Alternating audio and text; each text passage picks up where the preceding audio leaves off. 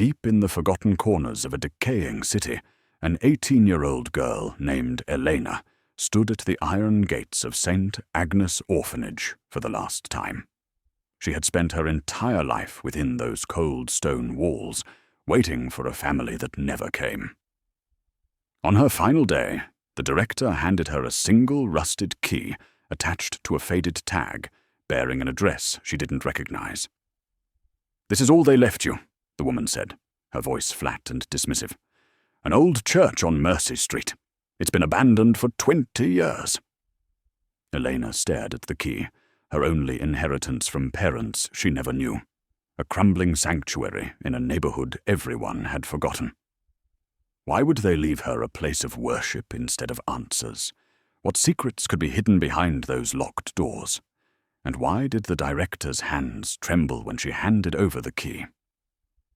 The morning of Elena's 18th birthday arrived without ceremony, marked only by the weak autumn sunlight filtering through the barred windows of St. Agnes Orphanage, casting long shadows across the cold tile floor of Sister Margaret's office, where she had been summoned for the final time.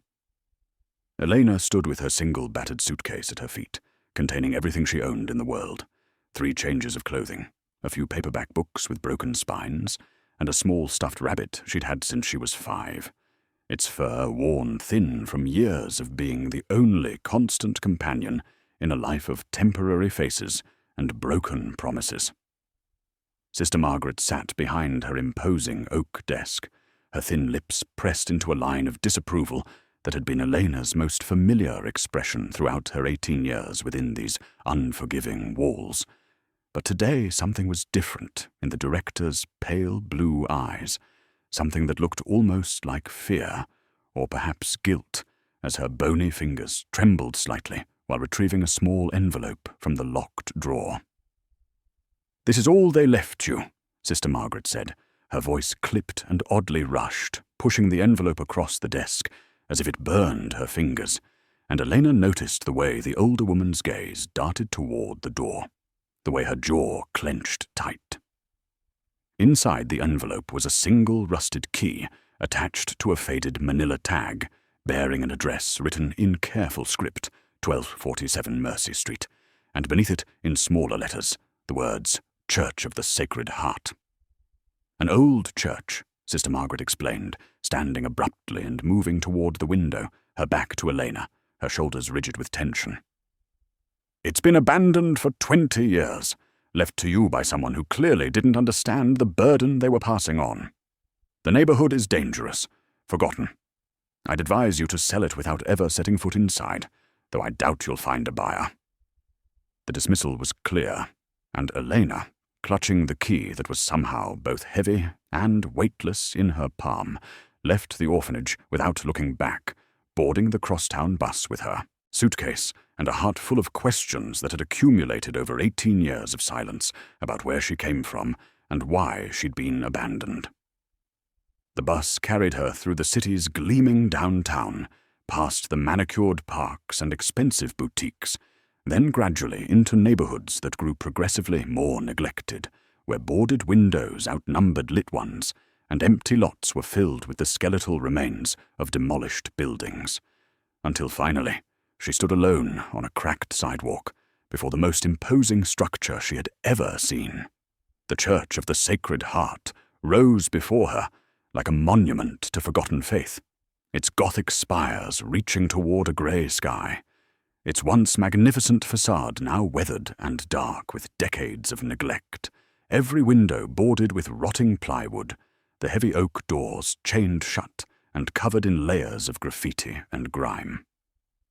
Elena's hands shook as she approached, finding the lock hidden beneath a rusted metal plate, and when she inserted the key and felt it turn with a grinding screech of protesting metal, the massive door groaned inward on ancient hinges, exhaling a breath of cold, stale air that smelled of dust and secrets, and time itself, revealing nothing but an impenetrable wall of darkness that seemed to pulse with the weight of untold stories waiting in the shadows.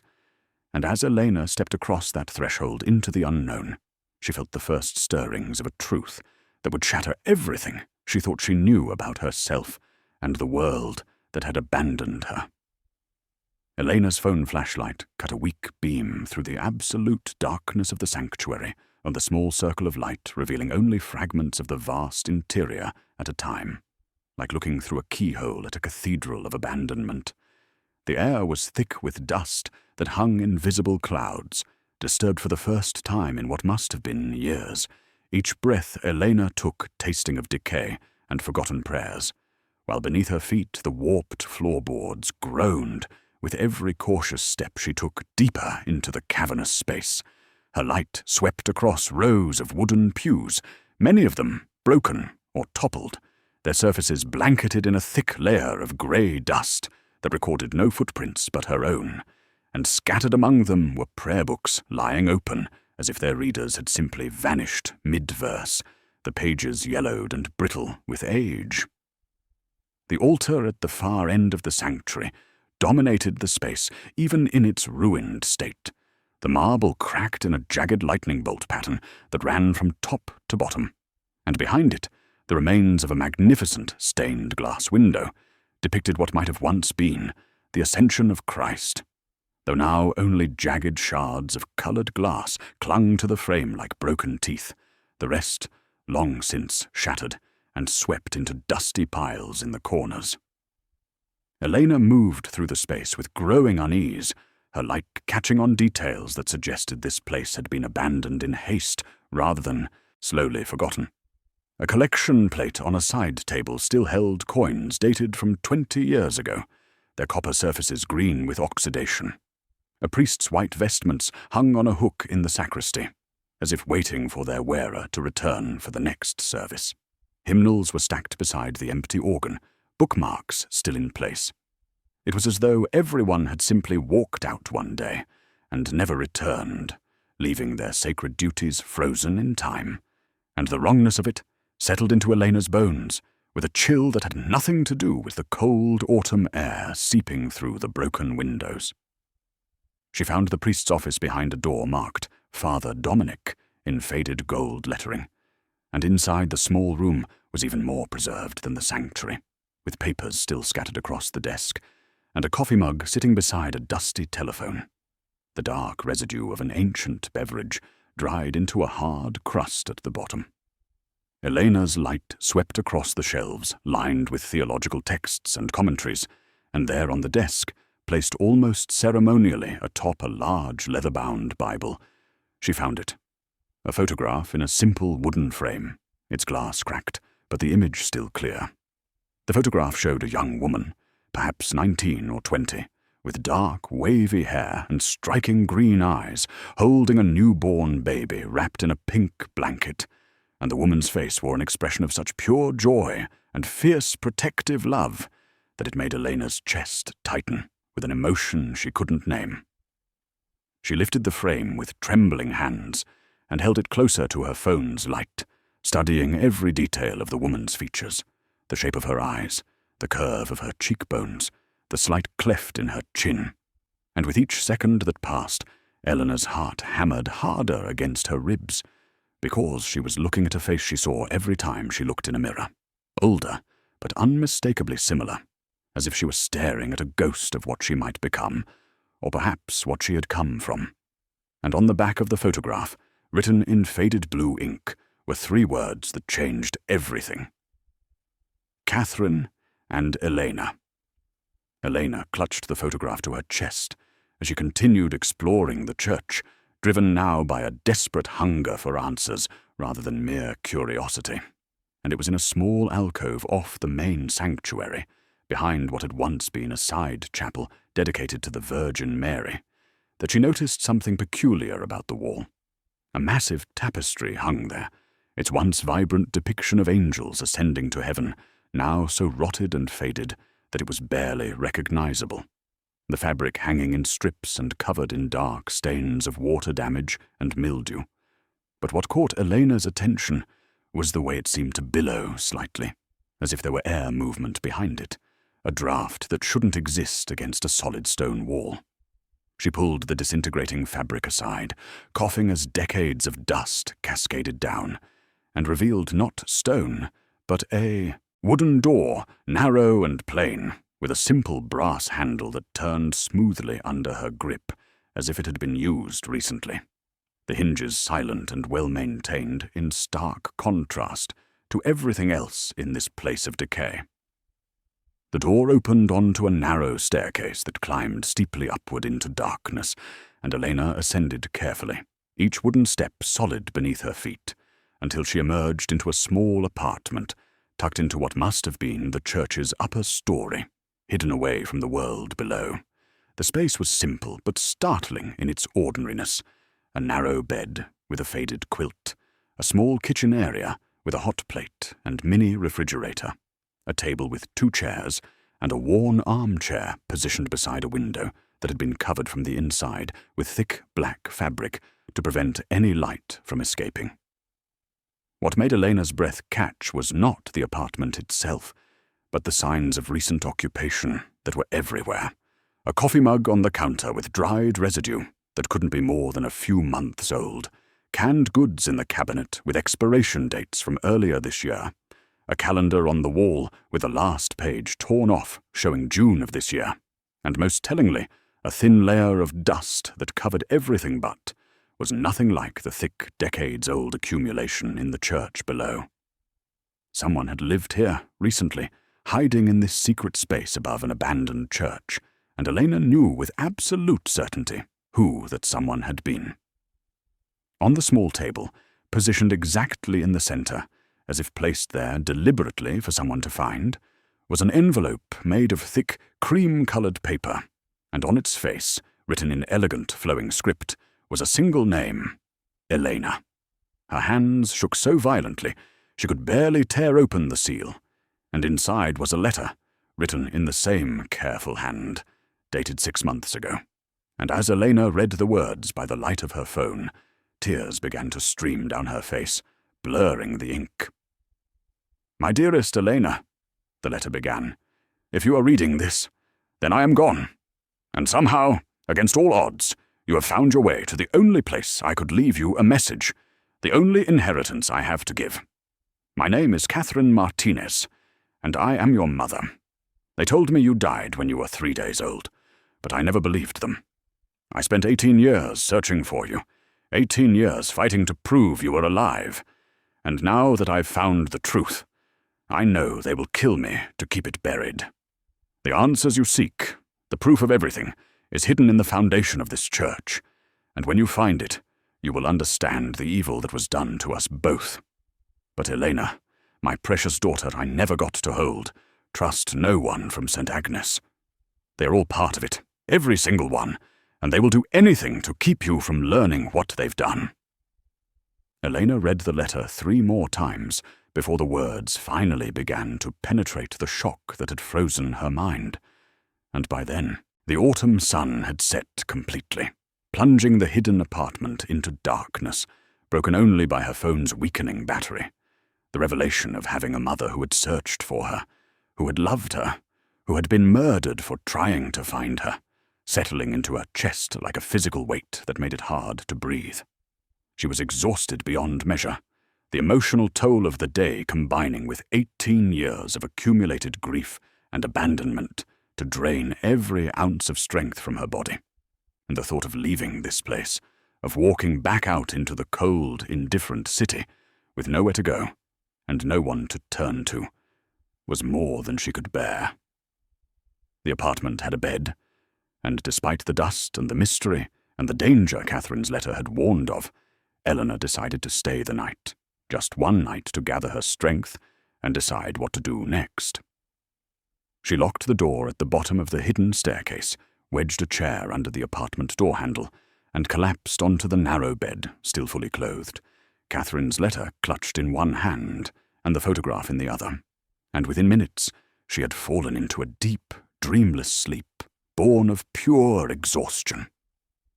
It was some time past midnight when Elena woke to a sound that didn't belong, her eyes snapping open in the darkness, her heart immediately racing with the primal understanding that she was not alone in the church. The sound came again, clearer now that she was fully conscious.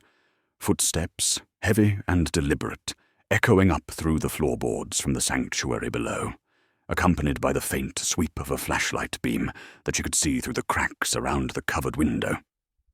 Elena rose silently from the bed, every muscle tensed, and crept to the apartment door, easing it open with agonizing slowness to avoid any creak that might give away her presence. She descended the hidden staircase in complete darkness, not daring to use her phone's light, her hand trailing along the wall for balance, until she reached the door that led back into the side chapel, and through a crack in the rotting tapestry, she could see a figure moving through the sanctuary below. The intruder was a man, tall and broad-shouldered, dressed in dark clothing, and moving with the careful efficiency of someone conducting a professional search rather than a random vandal or curious explorer, his powerful flashlight sweeping methodically across the walls and floor, as if looking for something specific, some hidden compartment or secret door. Elena held her breath, pressing herself against the cold stone wall, watching as the man completed his circuit of the sanctuary and pulled out a cell phone, the blue glow of the screen illuminating his angular features for just a moment before he lifted it to his ear. "Yeah, it's me," the man said, his voice low but carrying clearly in the empty space, the words sending ice through Elena's veins. "The girl got the key like you said she would. I've searched. The main floor, but there's nothing obvious. We need to find what Catherine hid before she does, or everything we've built over 20 years comes crashing down." He listened for a moment, then continued. "No, there's no sign of her here tonight, but she'll be back. They always come back, and when she does, we'll be ready." The man ended the call, took one last look around the sanctuary, and then walked out through the main doors, and Elena remained frozen in the darkness, long after his footsteps faded, the terrible understanding settling over her that she had stumbled into something far more dangerous than she could have imagined. Elena barely slept the rest of that night, lying rigid on the narrow bed, with Catherine's letter pressed to her chest and her ears straining for any sound of the intruder's return. And when the first grey light of dawn finally crept through the edges of the covered window, she rose with a grim determination that pushed aside her fear and replaced it with something harder and more focused. Catherine's letter had said the truth was in the foundation, and after what Elena had overheard last night, she knew she had to find it before they did, before whoever they were came back and found her first. She descended into the church sanctuary with more confidence in the morning light, though she kept glancing nervously at the main doors, half expecting them to burst open at any moment, and she began searching for access to the basement, finally finding a narrow door hidden behind the fallen remains of a confessional booth. The basement stairs were steep and treacherous, the wood slick with moisture and rot, but Elena descended carefully into a vast cellar that stretched beneath the entire footprint of the church above, a maze of support pillars and archways that disappeared into shadow beyond the reach of her phone's light. The air down here was different, colder and damper, with a mineral smell of wet stone and earth, and as Elena moved through the space, her light sweeping across the ancient foundation walls, she noticed something that made her stop and look more carefully. The eastern wall, which should have been the same weathered grey stone as the rest of the foundation, was different. The mortar was lighter in colour, the bricks more uniform and less eroded, the entire section clearly newer than the century-old church that surrounded it, as if someone had bricked up a portion of the basement decades after the original construction. Elena's heart began to pound with the certainty that this was what Catherine had meant, that behind this newer wall lay the answers she'd been seeking her entire life.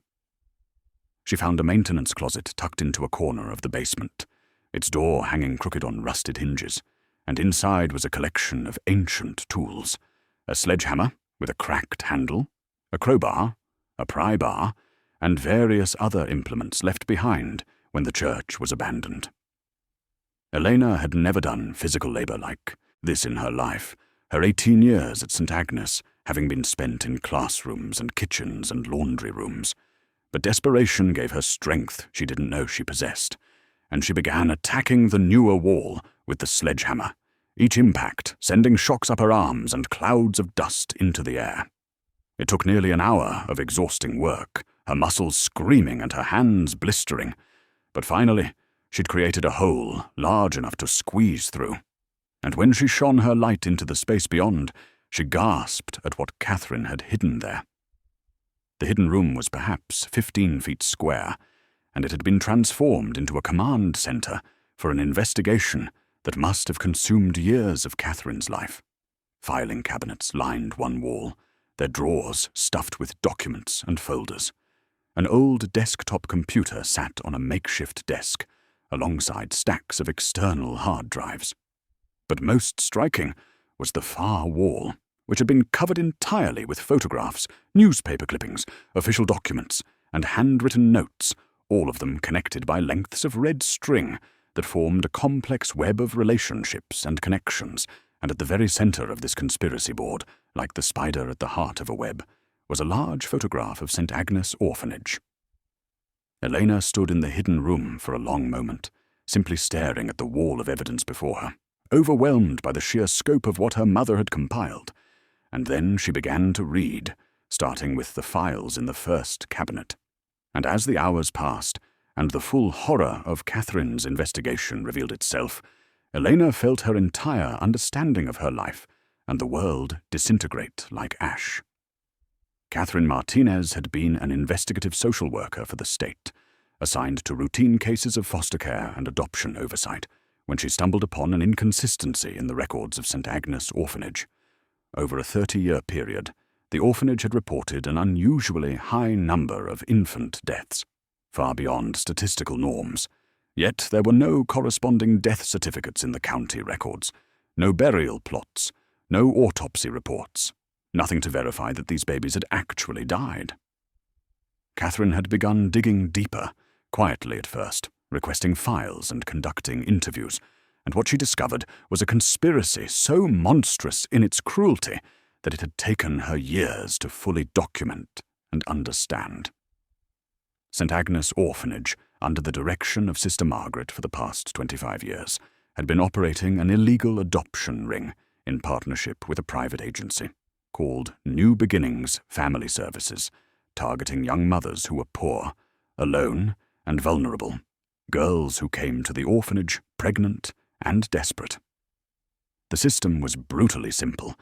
When these young mothers gave birth, usually in the orphanage's own small medical clinic, they were told their babies had died during delivery or shortly after, tragic victims of complications or congenital defects, and while these devastated mothers were sedated with grief and medication, their healthy infants were transferred to New Beginnings, which then sold them to wealthy couples willing to pay enormous sums for a baby with no legal complications or birth family interference.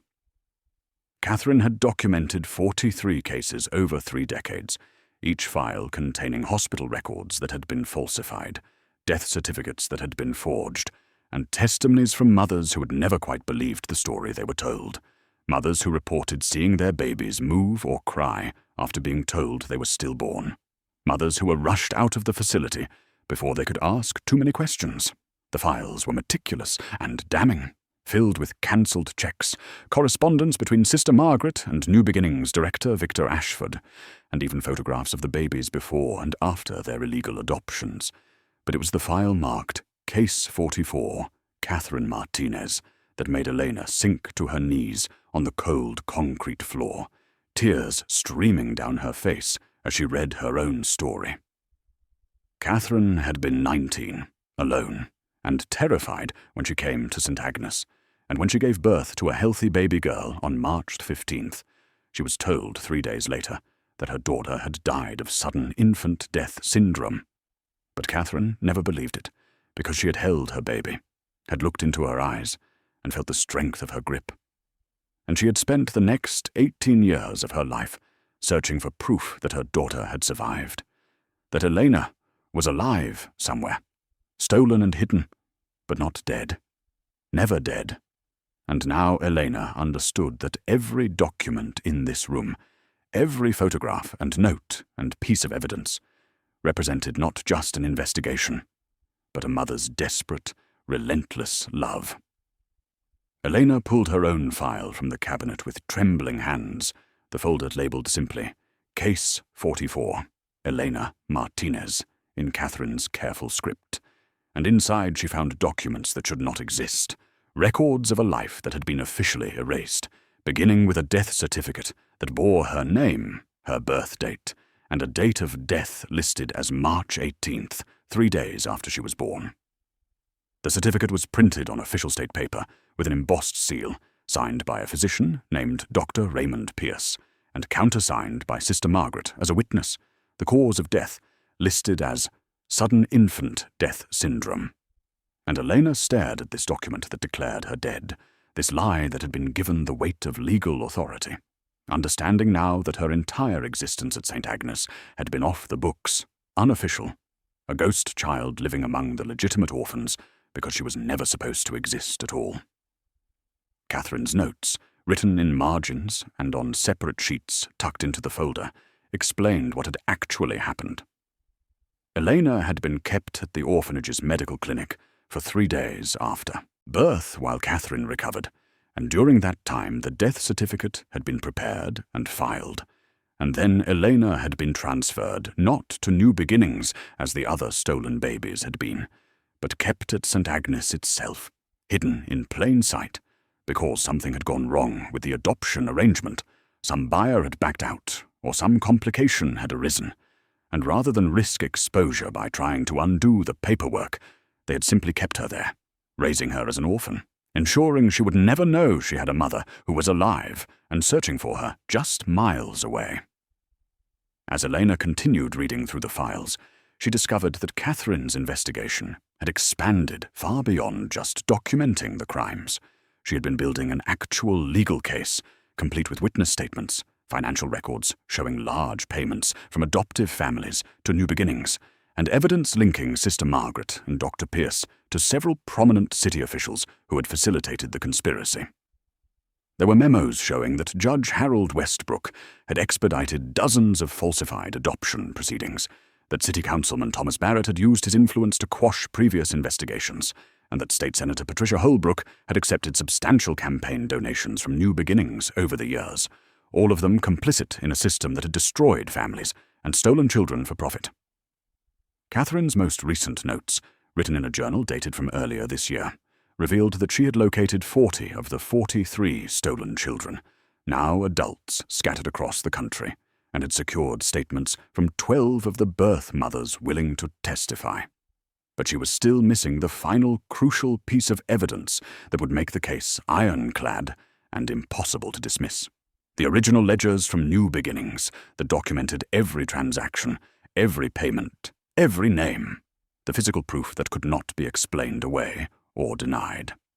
The journal entries grew increasingly urgent as Catherine wrote about being followed, about threatening phone calls in the middle of the night, about her car's brake lines being tampered with, and the final entry, dated exactly 6 months ago, on June 3rd, read simply, "They know I'm close. I've hidden the evidence where only someone who truly seeks the truth will find it. If I don't survive, I pray Elena will somehow find her way here and finish what I started. She deserves to know she was loved, she was wanted, she was searched for every single day of her life." The entries stopped there, and Elena knew with terrible certainty what had happened next. Catherine had died in a car accident on a mountain road, an accident that was no accident at all. Elena spent the rest of that day in the hidden room, photographing every document with her phone, and trying to make sense of the legal terminology that filled Catherine's files. But by evening she had to admit that she was overwhelmed, the complexity of the case beyond her understanding, and she needed help from someone she could trust, someone who wasn't connected to St. Agnes or the conspiracy that had stolen her life. As she sat in the darkness, her phone battery dying, and her mind racing through the few people she had known in her 18 years, she remembered a face from the orphanage chapel services, a young priest who had come every Sunday to say Mass, Father Michael Torres, who had always smiled at the children with genuine warmth, and had once, when Elena was 14 and crying after a particularly cruel rejection by a potential adoptive family, sat beside her and told her that she was precious and loved by God, even when the world seemed cold and indifferent. She charged her phone using an outlet in the hidden apartment, searched online, and found that Father Michael was now assigned to St. Joseph's Parish across the city, and the next morning she made her way there, clutching a folder containing copies of some of Catherine's less sensitive documents, hoping desperately that her instinct to trust him was correct. Father Michael was in his early 30s, with kind dark eyes and an easy manner that put people at ease. And when Eleanor approached him after morning mass and asked if he remembered her from St. Agnes, his face lit up with recognition, tinged with concern at her obvious distress.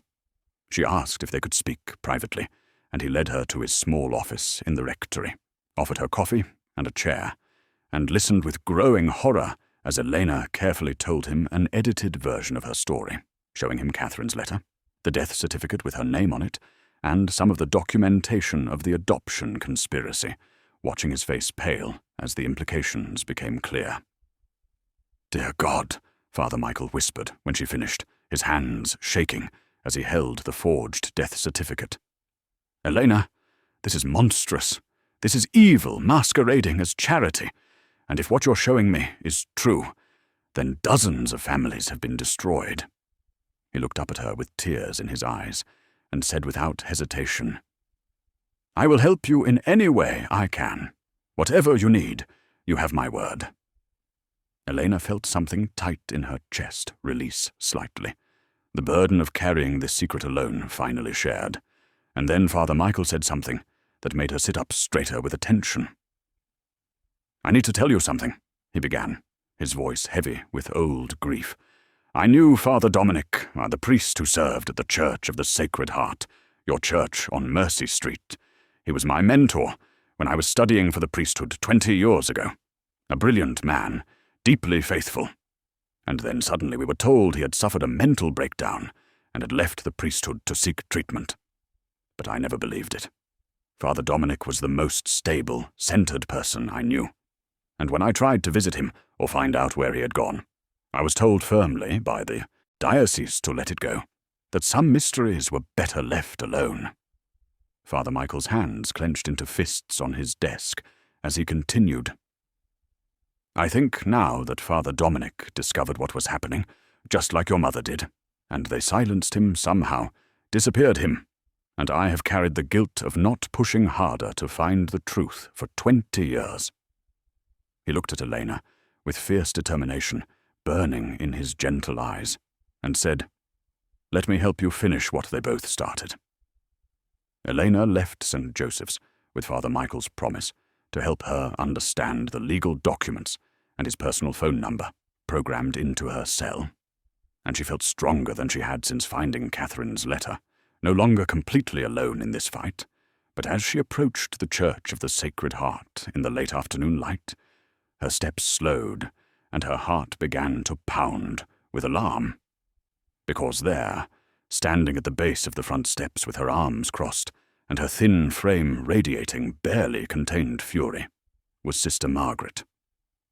The director of St. Agnes looked different than she had 2 days ago in her office, the mask of cold disapproval replaced by something far more dangerous, her pale eyes hard as ice, and her mouth set in a line that promised nothing but cruelty. And Elena's first instinct was to turn and run. But Sister Margaret had already seen her, and was moving forward with the swift, predatory grace of someone who had cornered their prey. "Elena," Sister Margaret said, her voice like silk wrapped around a blade, "we need to have a conversation about your inheritance, about the unfortunate complications that arise when young girls don't understand the wisdom of letting the past remain buried." Elena forced herself to stand still, to meet those cold eyes without flinching, and she said with more confidence than she felt, "I don't have anything to say to you." Sister Margaret's thin lips curved into something that might have been a smile, if it had contained any warmth at all, and she stepped closer, dropping her voice to barely above a whisper. "Catherine left something here, didn't she? Documents, evidence, her obsessive delusions written down and preserved. I'm here to collect whatever she left behind, and you're going to give it to me. Because digging up the past only brings pain, and I would hate to see you hurt." The threat was barely veiled, but when Elena simply stared at her in silence, refusing to confirm or deny anything, Sister Margaret's composure finally cracked, and her voice turned to ice. "Your mother was a troubled woman who couldn't accept reality, who spent 18 years chasing a fantasy because she couldn't cope with the truth that her baby died. And her obsession led her to make terrible accusations against good people who dedicate their lives to helping children. She died in a car accident 6 months ago, a tragic loss of control on a mountain road outside the city. Her brakes failed and she went right over the edge, so very sad, and you wouldn't want a similar accident, would you, Elena? Young girls who drive in the mountains, especially inexperienced drivers, they have accidents all the time." The words hit Elena like physical blows. The casual way Sister Margaret described murdering Catherine, the barely disguised threat against Elena herself, and she felt rage rise in her throat like bile, but she forced herself to remain calm, to simply say, "I think you should leave now." Sister Margaret held her gaze for a long moment, then turned and walked away without another word, climbing into a sleek black car that had been parked down the street. And only after the car disappeared did Elena's knees buckle, forcing her to sit on the church steps until her hands stopped shaking. When she finally climbed to the hidden apartment, she found the door hanging open, the chair she had wedged under the handle kicked aside, and inside, everything had been ransacked, drawers pulled open, the mattress flipped, cabinets emptied onto the floor, Catherine's few possessions scattered and destroyed in a frantic search, and Elena understood with cold clarity that the threat was no longer hypothetical. They knew she had found something, and they would kill her to keep it hidden, just as they had killed Catherine. Elena spent the next hour cleaning up the ransacked apartment with shaking hands, her mind replaying Sister Margaret's threats over and over, and it was while she was picking up the scattered contents of a drawer that had been emptied onto the floor that she noticed something odd about the floorboards beneath the small table. One board, worn smooth by years of footsteps, sat slightly higher than the others, its edge not quite flush with its neighbors, and when Elena knelt and pressed down on it, the board shifted with a soft creak that suggested it wasn't nailed down like the rest. She used a butter knife from the kitchen to pry up the loose board, her heart pounding with anticipation, and in the shallow space beneath, she found a leather-bound journal, its cover soft with age and use, and when she opened it to the first page, she saw written in strong, masculine handwriting, "Personal Journal of Father Dominic Russo, Church of the Sacred Heart." Elena carried the journal to the window where the last of the afternoon light filtered through the covered glass, and she began to read, and with each page the full scope of the conspiracy's history revealed itself in Father Dominic's increasingly desperate words. The entries began 20 years ago, with routine observations of parish life, but 3 months in the tone changed dramatically when Father Dominic wrote about a dying woman named Margaret Hayes, not the Sister Margaret from St. Agnes, but an elderly parishioner who had come to him for final confession. The woman had unburdened herself of a terrible secret. 30 years earlier, she had been told her newborn son died at St. Agnes, but 5 years later, while working as a maid in a wealthy home across the city, she had seen a child with the exact same distinctive birthmark her son had been born with, a port wine stain shaped like a crescent moon on his left shoulder blade, and she had known with absolute certainty that her son was alive, that he had been stolen and sold, but she had been too afraid and powerless to do anything about it. Father Dominic had been skeptical at first, but the woman's anguish was so profound that he began making quiet inquiries, and his investigation led him to a young social worker named Catherine Martinez, who had also noticed irregularities in St. Agnes's records, and together they had begun documenting what they discovered, working in secret, trusting no one.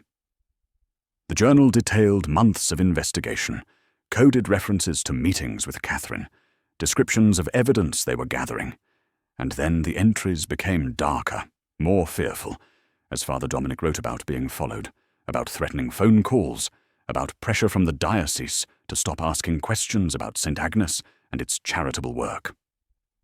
The final entry, dated exactly 20 years ago on November 12th, made Elena's blood run cold. "They have made it clear that my life is forfeit if I continue. I have hidden the original ledgers, the physical proof that cannot be denied or destroyed, in a place where only someone with true cause will find them, someone who seeks truth rather than profit. If I disappear, if this journal is ever found, know that the key to everything is in the hymnal, number 316, and may God forgive us all for what we allowed to happen." The entry ended there, and Father Dominic had indeed disappeared, his fate unknown for 20 years. Elena called Father Michael immediately after reading Father Dominic's journal, her voice shaking as she explained what she had found, and within an hour he had arrived at the church, his face pale with a mixture of grief and vindication at learning his mentor's fate. Together they descended into the sanctuary, Father Michael crossing himself as he entered the abandoned sacred space, and they began searching through the scattered hymnals that remained, most of them water-damaged and falling apart, looking for hymnal number 316. It took nearly 30 minutes of searching before Father Michael found it, buried beneath a pile of debris near the old organ, and when he opened the hymnal to the page marked 316, the hymn, "This is my Father's World," they found tucked between its pages a piece of paper that had been carefully folded and preserved. Father Michael unfolded it with reverent care, and they both stared at what Father Dominic had left behind. A hand-drawn map of the church, meticulously detailed, showing the sanctuary, the hidden apartment, the basement, and rising above it all, the bell tower with a large X marked at its very top. "The bell tower," Elena whispered, looking up at the ceiling, as if she could see through the floors to that high, dangerous place. And Father Michael nodded grimly, saying, "We need to be very careful. Those stairs haven't been used in 20 years. They found the tower access through a narrow door behind the altar, and the spiral staircase that climbed upward was a nightmare of rotting wood and rusted metal, each step groaning under their weight and threatening to give way. But they climbed slowly and carefully, Father Michael going first to test each step, until finally they emerged into the bell tower itself. The space was open to the air on all sides through Gothic arches, the massive bell hanging silent in its frame. And it was in the mechanism that controlled the bell, hidden behind a panel of wood that had been carefully replaced to look undisturbed, that they found a locked metal box about the size of a large briefcase. The lock was rusted but still functional, and it took Father Michael's strength and a crowbar they had brought from the basement to finally break it open, and when the lid lifted, they both gasped at what lay inside. The ledgers were 3 large accounting books, their leather covers embossed with the logo of New Beginnings Family Services, and inside were page after page of meticulous records documenting every illegal adoption over a 30-year period. The name of each birth mother, the date the baby was taken, the amount paid by the adoptive family, and most damning of all, the signatures of everyone involved in facilitating the transaction. Elena's hands trembled as she turned the pages, seeing amounts that ranged from $50,000 to over $200,000 per baby, and the names of the people who had signed off on these transactions read like a directory of the city's most powerful elite. Judge Harold Westbrook, who had approved the fraudulent adoption papers, attorneys from the prestigious firm of Morrison and Blake, City Councilman Thomas Barrett, State Senator Patricia Holbrook, Dr. Raymond Pierce, who had signed false death certificates, Sister Margaret, whose signature appeared on every single page, and at the top of the organizational chart, signing the final approval for each transaction, was Victor Ashford, the CEO of New Beginnings Family Services, a man whose face Elena recognized from billboards and news articles, one of the wealthiest and most respected philanthropists in the entire state. As Elena and Father Michael carefully examined the ledgers, A loose photograph slipped from between the pages of the second book and fluttered to the dusty floor of the bell tower. And when Elena picked it up and turned it over, the world seemed to stop. Her breath catching in her throat, she stared at an image that burned itself into her memory with the force of a brand. The photograph showed 3 people standing in what appeared to be the medical clinic at St. Agnes, their faces young and unlined, their expressions cheerful, almost celebratory. Sister Margaret, perhaps in her early 30s, her thin face softened by a genuine smile. Dr. Raymond Pierce, distinguished even then in his white coat, and Victor Ashford, handsome and confident, his expensive suit marking him as someone of wealth and power. But it was what Sister Margaret held in her arms that made Elena's heart stop. A newborn baby wrapped in a pink blanket, tiny and perfect, sleeping peacefully against the director's chest. And Elena knew with absolute certainty that she was looking at herself at the first day of her life, at the moment she was stolen. Her hands shaking so violently she almost dropped the photograph, Eleanor turned it over and saw written on the back in Catherine's familiar script, "Eleanor, day 1. They told me she was dead." The words were simple, factual, but Eleanor could feel the anguish that must have been in Catherine's heart when she wrote them. The realization that while she had been sedated and grieving in a room somewhere in that same building, these 3 people had been posing for a photograph with her supposedly dead baby, smiling like proud relatives, documenting their crime as if it were something to celebrate. The cruelty of it was breathtaking in its casual evil, the staged nature of the photo suggesting this was routine for them. Just another successful transaction, another baby stolen, and another mother destroyed. And they had smiled while doing it, smiled while holding a newborn they had ripped from her mother's arms through lies and forged documents. Elena felt something inside her crack and then shatter completely.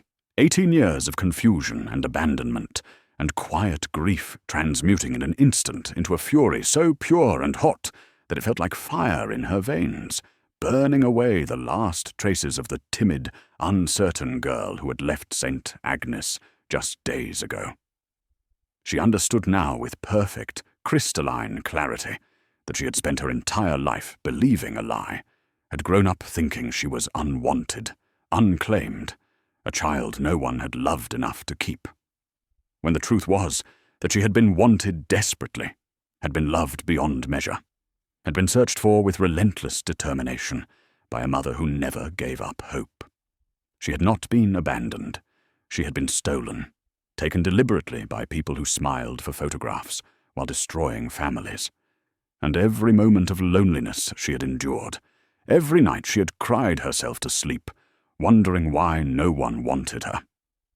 Every time she had watched other children get adopted while she remained behind, all of it had been built on a foundation of calculated cruelty and greed. Father Michael, seeing the transformation in Elena's face as she stared at the photograph, placed a gentle hand on her shoulder and said softly, "Elena, are you all right?" And she looked up at him with eyes that burned with a determination that was almost frightening in its intensity, and said in a voice that was no longer a girl's, but a woman's, "I'm going to make them pay for what they did.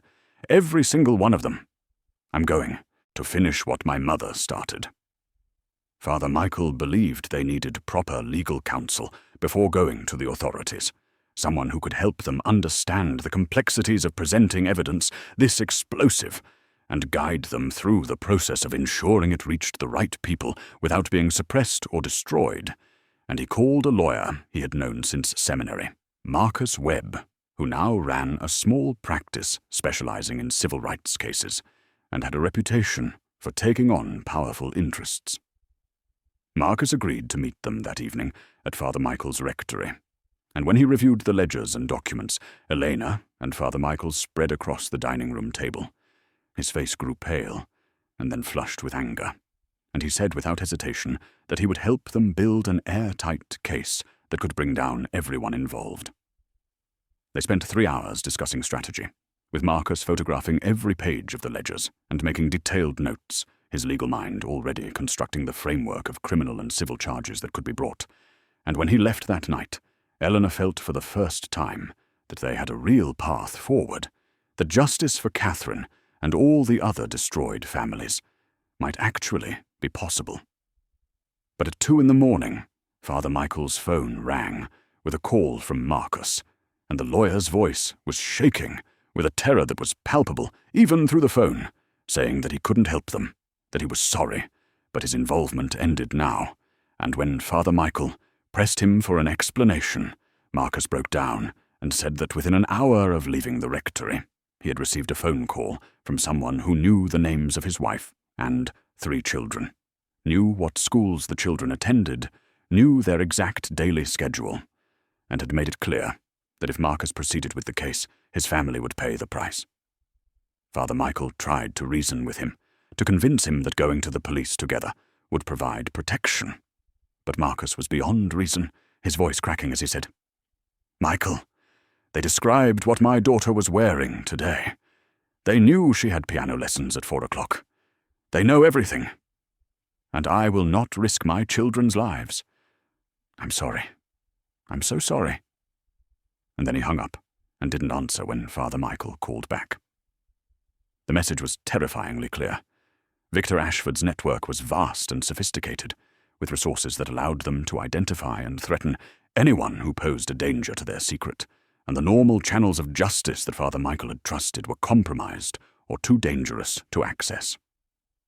Elena, listening to Father Michael's grim retelling of the conversation, felt her fury intensify, and she spent the next several hours searching online for everything she could find about Catherine's death, finally locating the police report and local news articles from 6 months ago. The official story was simple and unremarkable. Catherine Martinez, 37, had died when her car went off a mountain road on Highway 7. The police report attributing the accident to brake failure caused by poor maintenance, a tragic but common occurrence on those dangerous winding roads. But Elena read the report alongside Catherine's final journal entries and saw the truth hidden in plain sight. Catherine had written about having her brakes checked just 2 weeks before her death. Because she had noticed they felt strange, the mechanic had found nothing wrong, and then in her final entry, she mentioned that her car had been broken into the night before. Nothing stolen, but the door left slightly ajar, and Elena understood with cold certainty that her mother's brake lines had been cut deliberately, professionally, in a way that would cause failure on a mountain road and look exactly like the result of simple neglect. Elena returned to the church that night with the ledgers secured in a waterproof backpack, Father Michael having insisted she keep the originals with her at all times, rather than risk leaving them anywhere they could be found and destroyed. And she climbed the stairs to the hidden apartment, feeling exhausted, but grimly determined, her mind already working on their next move, now the traditional legal channels had proven too dangerous. She had just laid down on the narrow bed, still fully clothed, when she smelled it.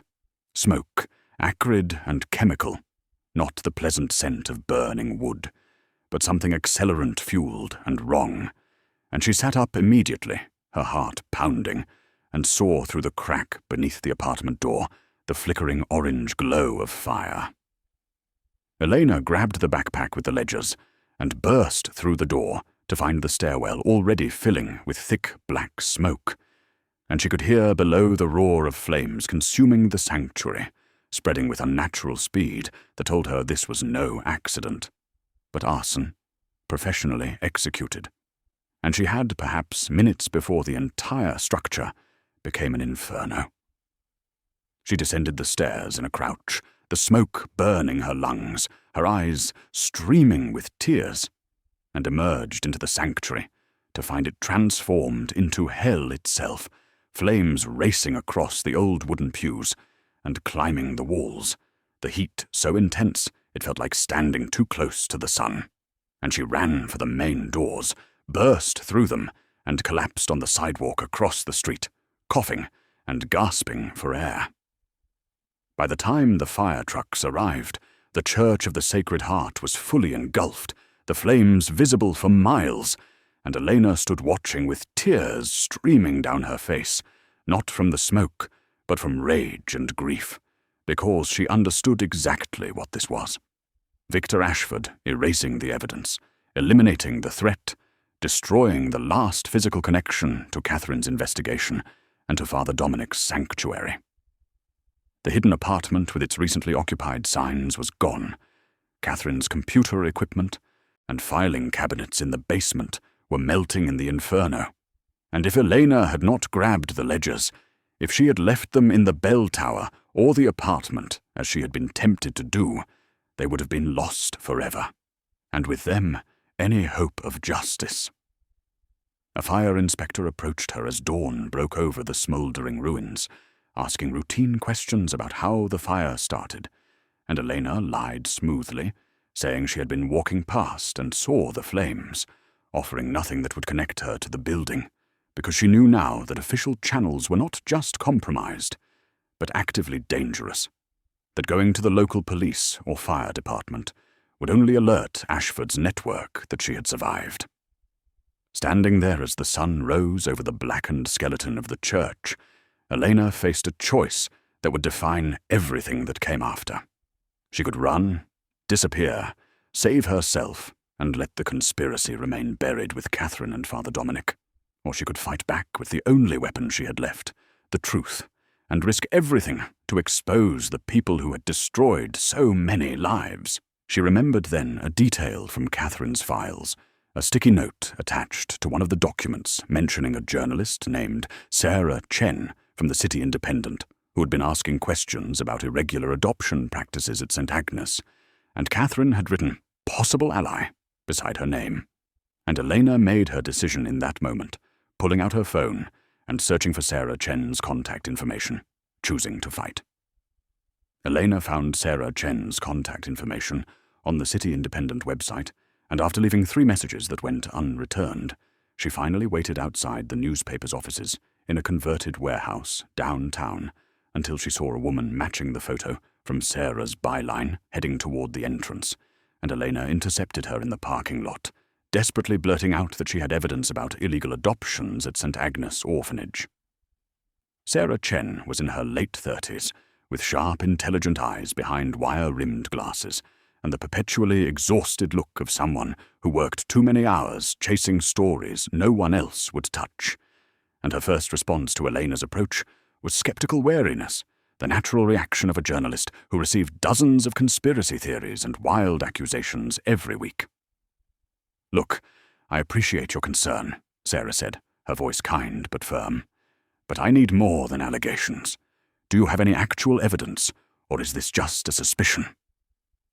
Elena's response was to open her backpack and pull out one of the ledgers, holding it out to Sarah, right there in the parking lot. And she watched the journalist's expression transform from polite dismissal to shocked attention as she flipped through the first few pages, her eyes widening at the names and amounts documented there.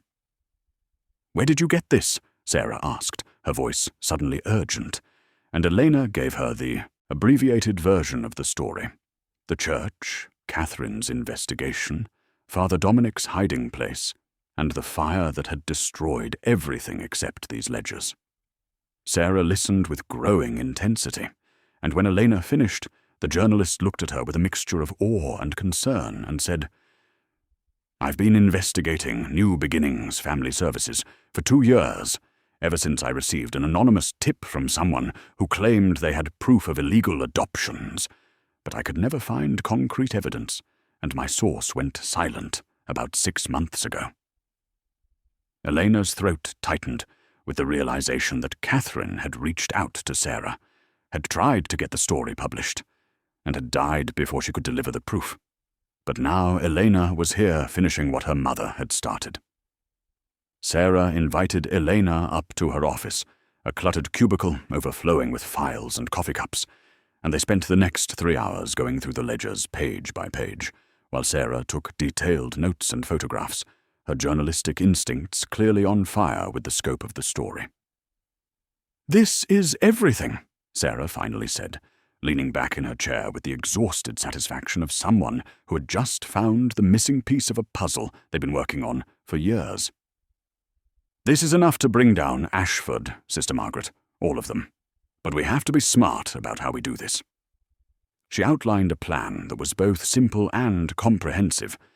They would spend the next 2 weeks verifying the information in the ledgers, tracking down birth mothers who could provide testimony, contacting some of the adoptive families if possible, and building an ironclad story that could not be dismissed or denied. Then, simultaneously, they would publish the story in the City Independent, deliver copies of all evidence to the FBI field office, and send packages to the State Attorney General, creating multiple pressure points that would make it impossible for Ashford's network to suppress the truth.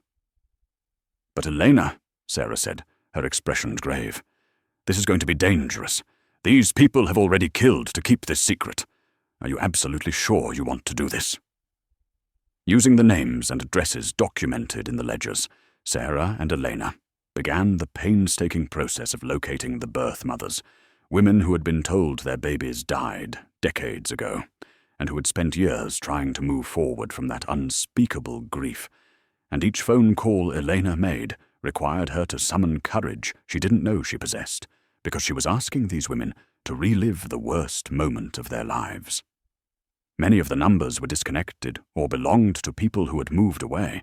Some women had died in the years since their babies were stolen, and others, when Sarah finally tracked them down through public records, refused to speak about it at all, their voices tight with terror when adoption or St. Agnes was mentioned.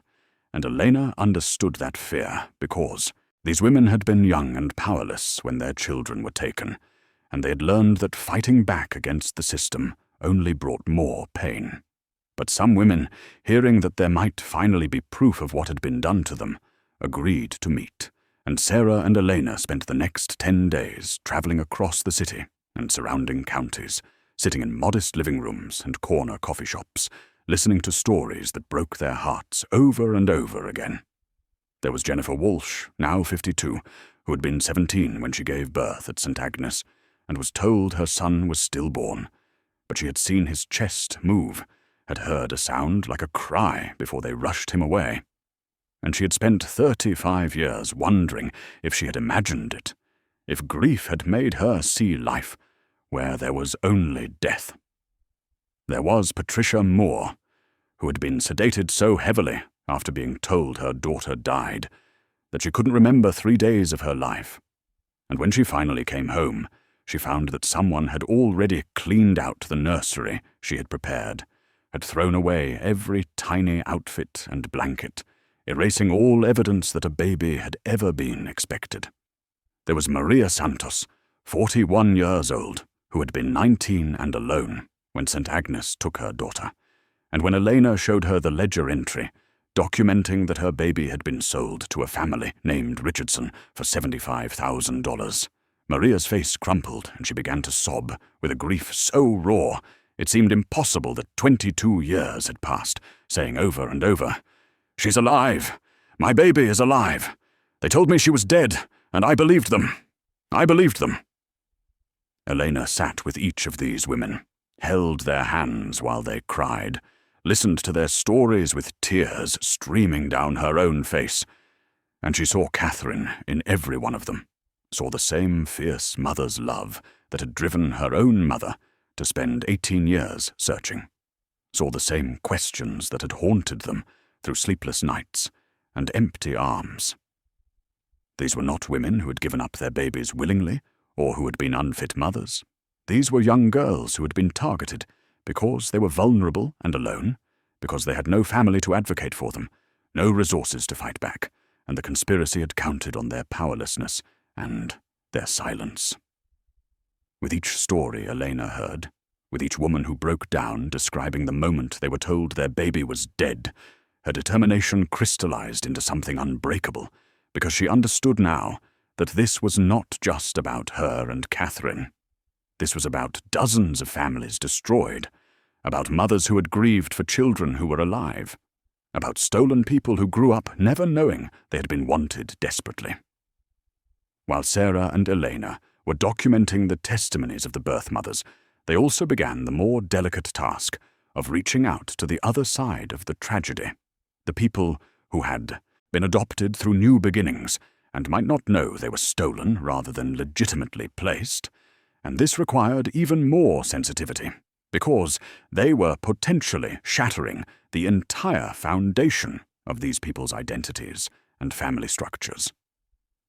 The ledgers contained the names of the adoptive families, but not the names the children had been given after adoption, so Sarah used her investigative skills and media databases to cross-reference the family names with birth announcements and adoption notices from the relevant time periods, creating a list of possible stolen children who were now adults scattered across the country.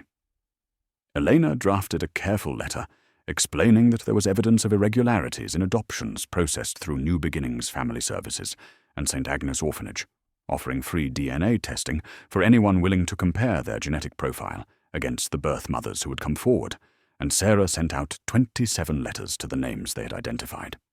The responses were mixed. Some letters were returned unopened. Others generated angry phone calls from people who felt their families were being attacked. But 5 people agreed to the DNA testing, saying they had always felt something was wrong with their adoption story, or had been searching for their birth families without success. The DNA testing was coordinated through a private lab that Sarah had worked with on previous investigations, with samples collected from both the potential adoptees and the birth mothers who had agreed to participate, and the waiting period for results was agonizing. 2 weeks during which Elena barely slept, hoping desperately that they would find at least one match that could put a human face on the crime and prove definitively that the stolen babies had survived and were findable. The call came on a grey morning in late October, the lab director informing Sarah that they had a match, a young man named David Chen, 22 years old and currently a college student in Seattle, was a 99.9% genetic match to Jennifer Walsh, the woman who had been told her son was stillborn 35 years ago. Sarah and Elena immediately contacted both David and Jennifer, explaining the results and offering to facilitate a meeting if they both wanted it. And within 24 hours they were all gathered in a quiet room at a hotel near the airport, the air thick with anticipation and terror and hope. The reunion was one of the most powerful things Elena had ever witnessed. Jennifer, who had been composed and controlled during her initial interview, broke down completely when David walked into the room, her hands covering her mouth as she stared at this tall, kind-faced young man who had her eyes and her late father's distinctive nose. And David, who had been raised by loving adoptive parents, but had always felt a piece of himself was missing, crossed the room and embraced the woman who had given birth to him. And they both sobbed, while Sarah discreetly photographed the moment, and Elena watched with tears streaming down her face. David listened to Jennifer's story with growing horror and anger, learning that his entire life had been built on a lie, that his birth mother had wanted him desperately and had been told he was dead, and when Sarah asked if he would be willing to be part of the story, to put his name and face to the investigation, he agreed without hesitation, saying, "People need to know what was done to us, all of us, and if my story can help bring these people to justice, then I want to be part of it." For Elena, watching David and Jennifer begin to build a relationship that had been stolen from them, the hope that had been growing in her heart since finding Catherine's letter crystallized into certainty. Somewhere out there were other children like her and David, other families that could be reunited, and exposing this conspiracy was not just about punishment, but about healing and restoration. The investigation had been proceeding carefully and quietly for nearly 2 weeks, with Sarah and Elena working from Sarah's apartment rather than the newspaper office to maintain secrecy. But they should have known that in a city where Victor Ashford had eyes everywhere, their activities would eventually be noticed, and the warning came on a Tuesday morning when a lawyer in an expensive suit walked into the City Independent offices and demanded to see Sarah Chen. The lawyer, representing the firm of Morrison and Blake, and the same firm whose partners' signatures appeared throughout the ledgers, presented Sarah with a formal cease and desist letter, threatening a massive defamation lawsuit if she published any story-making allegations against New Beginnings Family Services, Victor Ashford, or any associated parties. And he made it clear in language that was legally precise but unmistakably threatening that pursuing this story would result in financial ruin for both Sarah personally and the newspaper that employed her. Sarah's editor, a grizzled veteran named Tom Rodriguez, who had been in journalism for 30 years, listened to the lawyer's threats and then calmly showed him the door, telling Sarah afterward that cease-and-desist letters were the price of doing real investigative work and that he trusted her judgment. But Eleanor could see the worry in his eyes and knew that the pressure was mounting. That night, as Sarah left the newspaper office and walked to her car in the dimly lit parking garage, she found all 4 tires slashed, the windshield shattered, and the word "Stop" spray-painted across the hood in angry red letters, and tucked under the one remaining wiper blade was a note written in block letters on plain white paper. "Stop, or your family pays. We know where your sister lives. We know where her children go to school." Sarah stood staring at the note with shaking hands, her professional composure finally cracking as she realized the threat was no longer just to her career, but to the people she loved most in the world. And when she called Elena from the parking garage, her voice was tight with barely controlled fear. Elena met her within 20 minutes, and standing in that vandalized parking garage, surrounded by broken glass, Eleanor felt a crushing wave of guilt because she had brought this danger into Sarah's life, had asked this woman to risk everything for a story that was Eleanor's burden to carry. And she said immediately, "Sarah, I'm so sorry. I never should have involved you in this. We should stop. I'll figure out another way." But Sarah, wiping tears from her face and taking a deep breath, looked at Elena with fierce determination burning through her fear, and said words that Elena would remember for the rest of her life. This is what journalists do. We expose the truth, even when powerful people want it buried, especially when powerful people want it buried. Because if we don't, who will? Your mother died trying to expose this. Father Dominic disappeared trying to expose this. Dozens of families had their children stolen and were silenced by fear. I'm not backing down, Elena, but we are moving up our timeline, because if they're this desperate to stop us, it means we're close to something they can't afford to have revealed.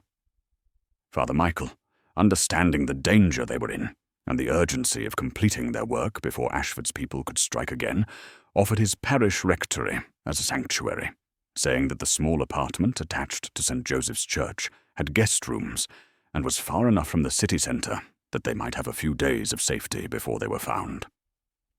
Elena and Sarah moved in that same night, bringing boxes of documents, Sarah's laptop, and the precious ledgers, and they transformed Father Michael's modest dining room into a war room, covering the table with evidence and timelines and drafts of the story that would expose everything.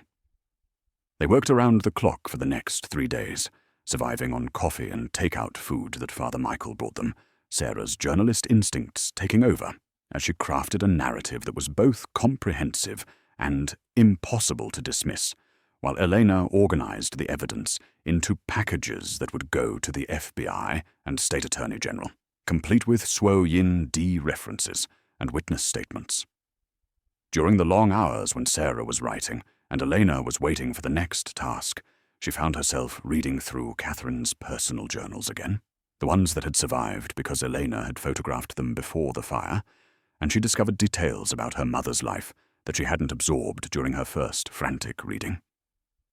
Catherine had never married, had never even dated seriously according to her entries, because as she wrote in one heartbreaking passage, "How can I give my heart to someone else when half of it is missing? Walking around somewhere in the world in my daughter's chest." She had worked 3 jobs simultaneously for years, a day position as a social worker, evening shifts at a diner, and weekend work as a house cleaner. Not because she needed the money to survive, but because every extra dollar went into funding her investigation, hiring private detectives, obtaining documents, and following leads. The journals documented Catherine's yearly ritual. Every March 15th, Elena's birthday, Catherine would return to the Church of the Sacred Heart, even after it was abandoned and locked, would somehow get inside, and would light a candle in the sanctuary, kneeling in the darkness and praying that wherever her daughter was, she was safe, she was loved, she was alive. Dear Elena, one birthday entry read, "You are 18 today, a woman now, and I wonder what you look like, whether you have my eyes or your father's smile, whether you are happy or sad, brave or afraid. I wonder if you feel the connection between us, the invisible cord that ties a mother to her child, even across years and miles and lies. I lit your candle today, and I made the same promise I have made every year since they took you. I will never stop searching. I will never stop fighting. And one day, somehow, I will find the truth, and the world will know what was done to us." Elena read these words with tears streaming down her face, understanding finally the depth of her mother's love, a love that had survived 18 years of separation and uncertainty. And that love, that fierce maternal determination, became Elena's strength as she prepared to finish what Catherine had started. They were 72 hours from publication, the article finished and approved by Sarah's editor, the packages for the FBI and Attorney General prepared and ready to be delivered, when Father Michael received a phone call that changed everything and came from an unexpected source. Patricia Moore, one of the birth mothers they had interviewed, was on the line sobbing hysterically and begging for forgiveness. Through her broken words and gasping breaths, the story emerged. Ashford's people had found her, had shown up at her workplace with photographs of her current family, including her 2 teenage sons from her marriage, and had made it brutally clear that if she didn't tell them everything she had told Sarah and Elena, her sons would disappear just like her first baby had. And Patricia, terrified beyond reason and unable to bear the thought of losing another child, had broken and told them everything. She had revealed that Elena had the ledgers, that Sarah was writing an exposé for the City Independent, that they had witnessed testimony from multiple mothers, and even a DNA-confirmed reunion. And most damaging of all, she had told them that they were staying at St. Joseph's Rectory, and planning to publish within the week. Father Michael, his face pale as he listened to Patricia's confession and apology, hung up, and immediately told Elena and Sarah what had happened. And they had perhaps minutes to decide what to do before Ashford's people arrived. Sarah wanted to call the police, but Elena reminded her of what had happened to Marcus Webb, the lawyer, of how deep the corruption ran, and Father Michael made the decision for them, saying, "Pack everything essential, the ledgers and your laptops. We're leaving now through the basement." Elena had learned after the church fire to keep the original ledgers with her at all times. They were in her backpack, which she had been carrying, or keeping within arm's reach for 2 weeks. And now, as she threw her few belongings on top of them, and Sarah grabbed her laptop and hard drives, they heard the sound that confirmed their worst fears. Car doors slamming in the parking lot, multiple vehicles, and the heavy footsteps of several men approaching the rectory entrance. Father Michael led them down to the basement at a run, and Elena saw that he was heading for what looked like a simple storage closet. But when he pulled aside some boxes, there was a low tunnel entrance, barely 3 feet high, cut through the foundation. "It connects to the community center next door," Father Michael explained quickly. "It was built during Prohibition for bootleggers. The parish doesn't officially know it exists. Go now and don't stop."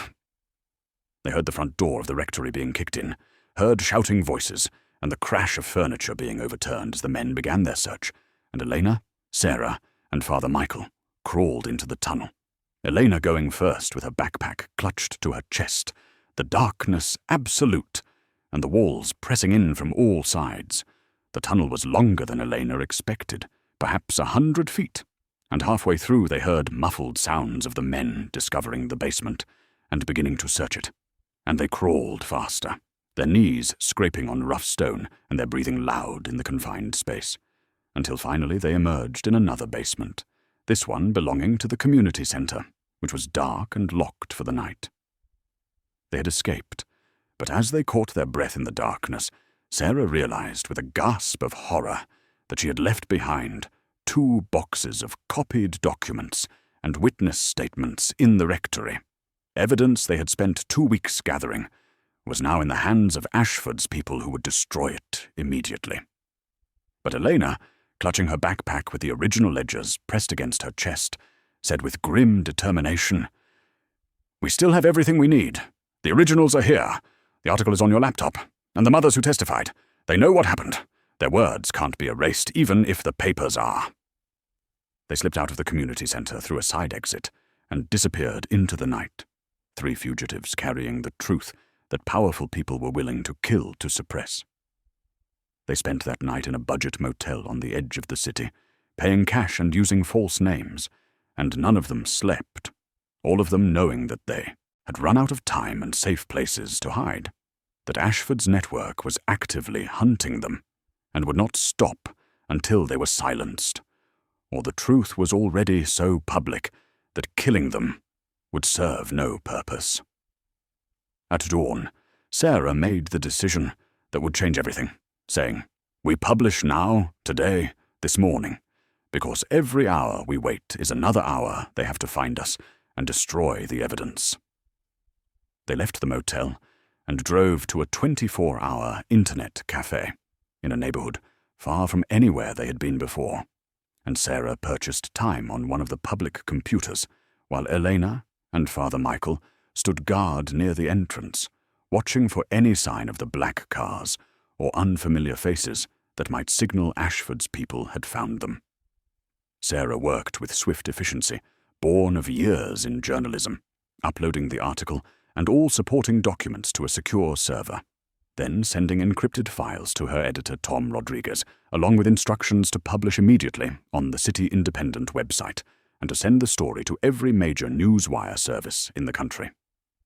She routed the transmission through multiple proxy servers to prevent it from being traced back to their location.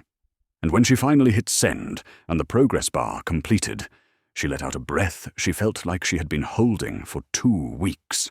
The article would go live within the hour, but they still had one more crucial step: getting the evidence directly into the hands of law enforcement, who could act on it before Ashford's lawyers could bury it in legal maneuvers. Sarah had spent the previous weeks quietly vetting FBI agents, looking for someone who had a reputation for integrity and independence from local political influence, and she had identified Special Agent Sandra Reeves, a senior investigator in the field office's public corruption unit, who had previously taken down a state assemblyman and wasn't afraid of powerful targets. They drove to the FBI field office, a modern building of glass and steel in the Federal District, and walked through the front door with their evidence, Elena clutching her backpack, and asked to speak with Agent Reeves, saying they had information about a criminal conspiracy involving child trafficking and public corruption. The receptionist looked skeptical, but made a call, and 15 minutes later, Agent Reeves appeared, a woman in her late 40s with steel-grey hair and sharp, evaluating eyes, and Sarah introduced herself and asked for a private room where they could present their evidence. Agent Reeves led them to a conference room, and for the next 2 hours, Eleanor and Sarah laid out the entire case.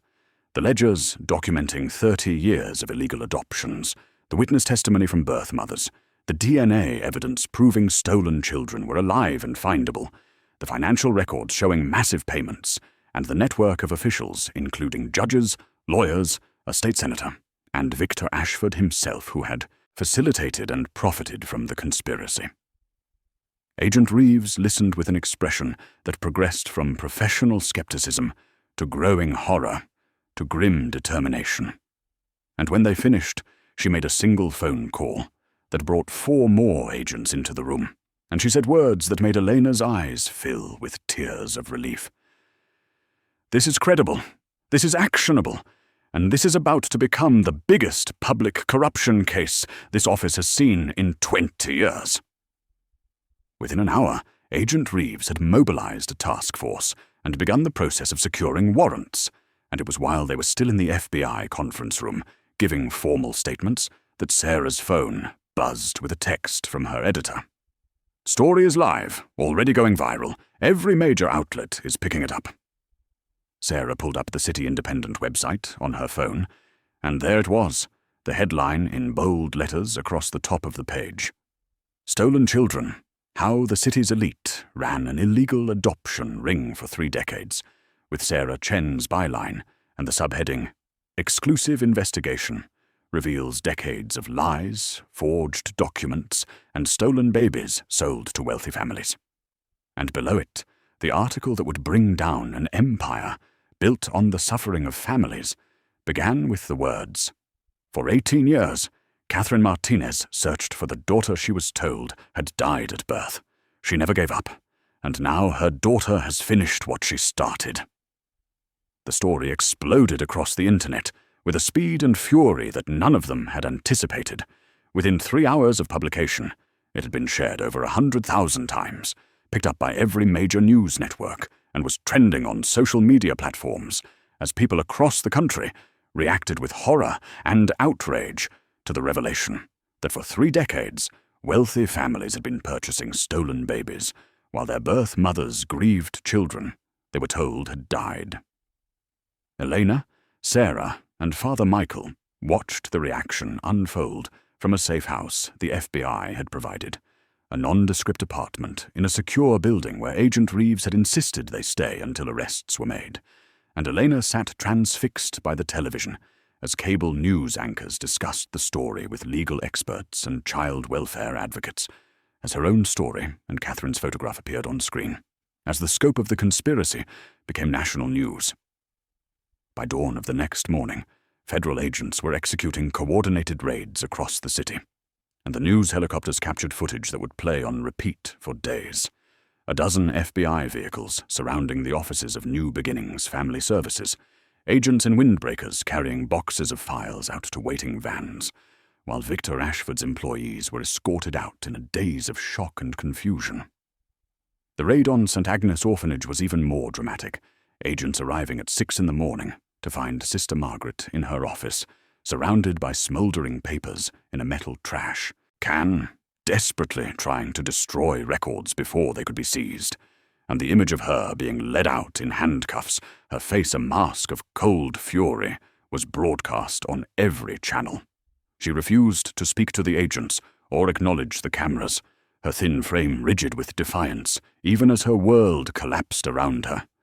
And Elena watched that footage with a complicated mixture of satisfaction and sadness, because this woman who had smiled while holding Elena as a stolen newborn was finally facing consequences.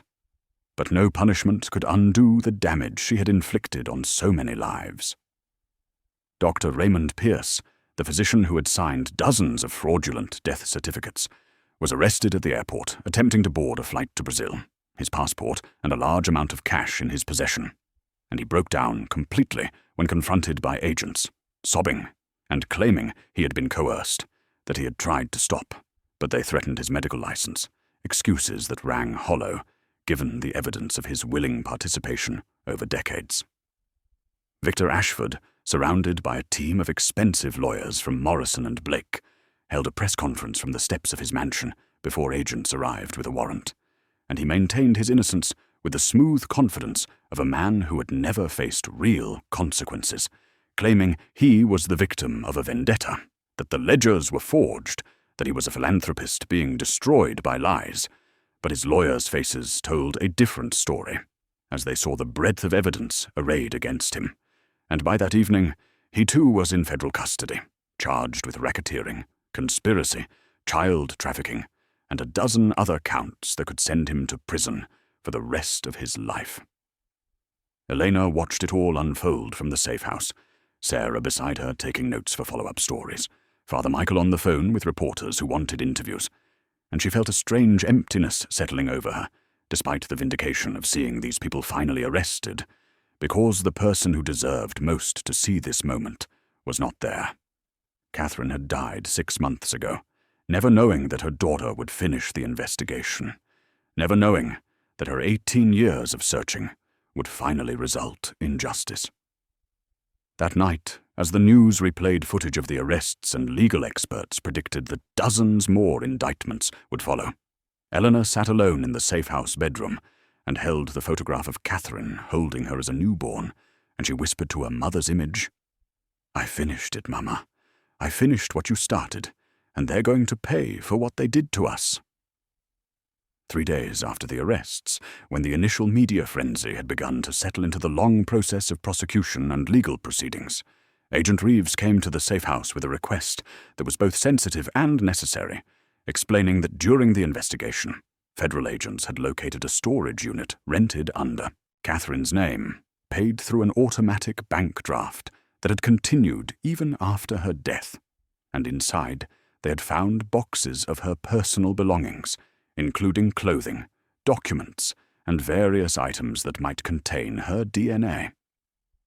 Agent Reeves explained gently that while Elena's own existence and the ledgers proved the conspiracy was real, definitively establishing through DNA that Catherine was Elena's biological mother would remove any possible legal ambiguity and strengthen the case against those who had forged the death certificate. And would Elena be willing to provide a DNA sample for comparison?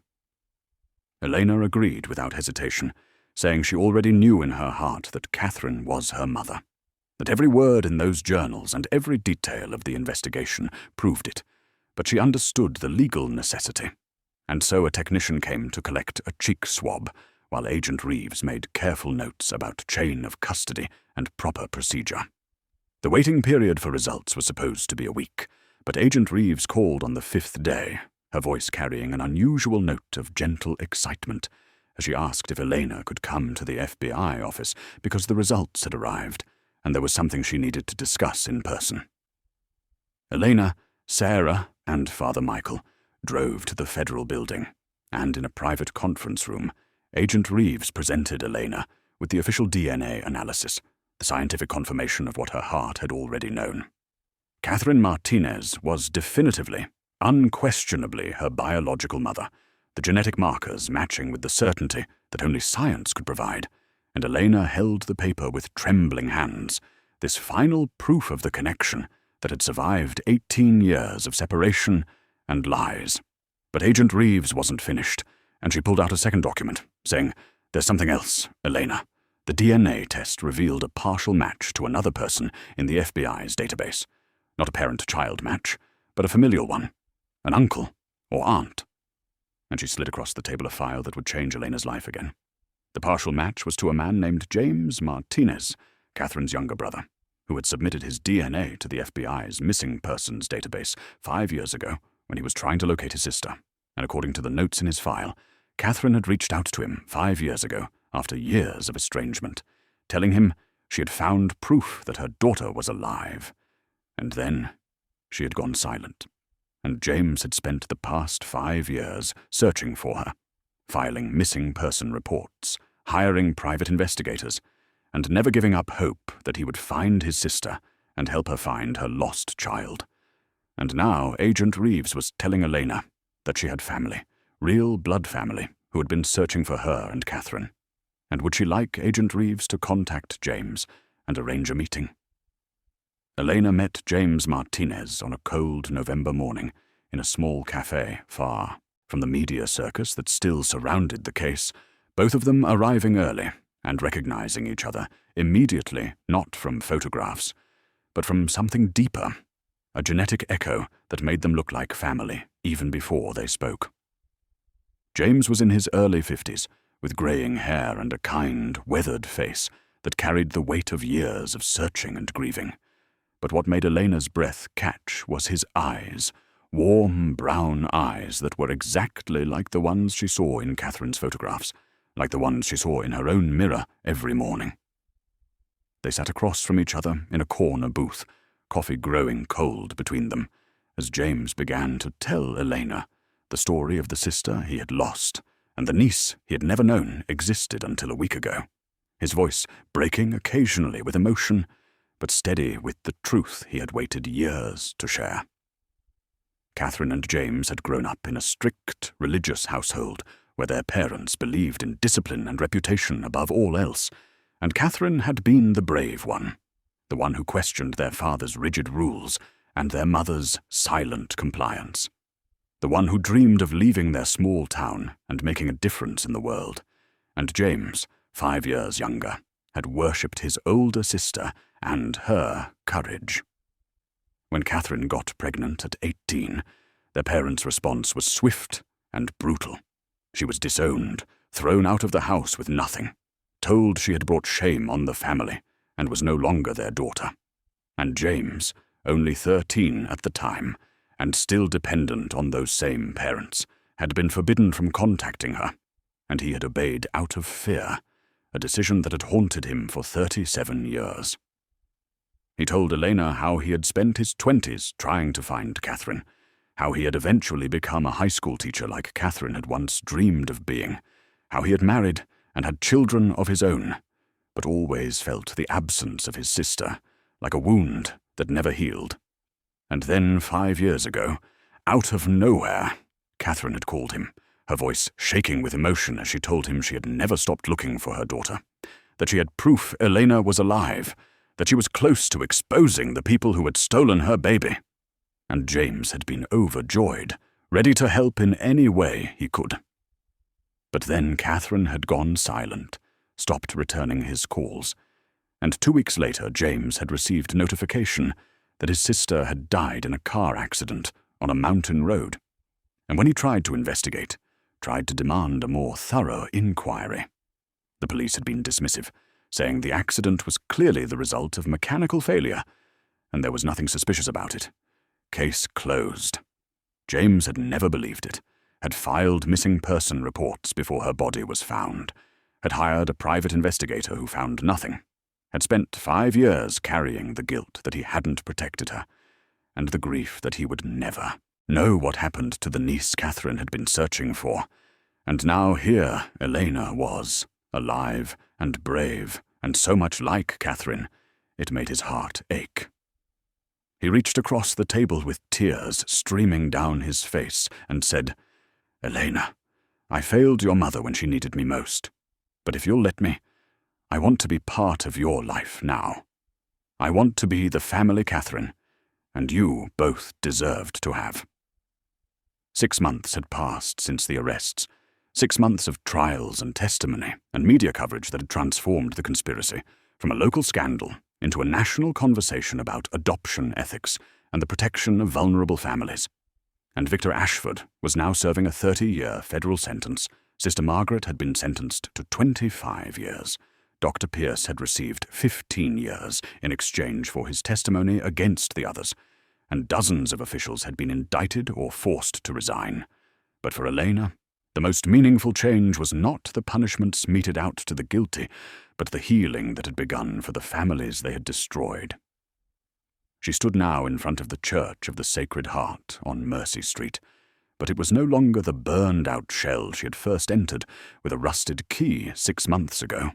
The community had come together using money from the settlement with new beginnings before the company dissolved in bankruptcy, and they had rebuilt the structure not as a place of worship, but as something Catherine would have wanted even more: the Catherine Martinez Memorial Center for Family Reunification. The Gothic spires still reached toward the sky, but now the windows were filled with clear glass that let in light.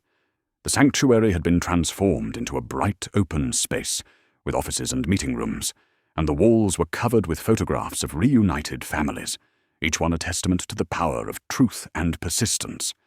The center's mission was simple but profound: to help families separated by adoption find each other, to provide free legal services for those navigating the complex process of reunion, and to offer counseling for both birth parents and adoptees dealing with the trauma of separation and the complicated emotions of reconnection.